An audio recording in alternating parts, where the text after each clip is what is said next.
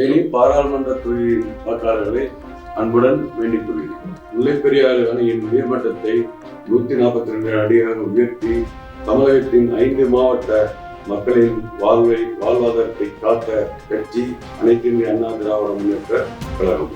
NEET தேர்வில் 7.5% இடஒதுக்கீடை கொண்டு வந்து அரசு பள்ளி மாணவர்களின் கனவை நனவாக்கிய புரட்சித் தமிழர் எடப்பாடியார் அவர்களின் சின்னமாம் இரட்டை இலை சின்னத்திற்கு வாக்களித்தோம். தேனி பாராளுமன்ற தொகுதியின் வெற்றி சின்னமாம் இரட்டை இலை சின்னத்தில் எனக்கு வாக்களிக்குமாறு தேனி பாராளுமன்ற தொகுதியின் வாக்காளர்களை வேண்டிக் கொள்கிறேன்.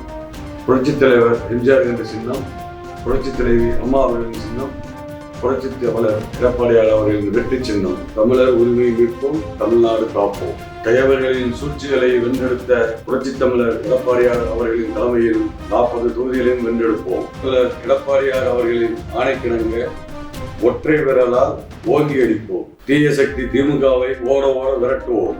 பெற்றோர்களின் கனவுகளை தவிடுபடியாக்கி விடியா திமுக ஆட்சியை வீட்டுக்கு அனுப்ப வாக்களிப்பு இரட்டை இலக்கு. இரட்டை இலை வாக்களிப்பு இரட்டை இலக்கு.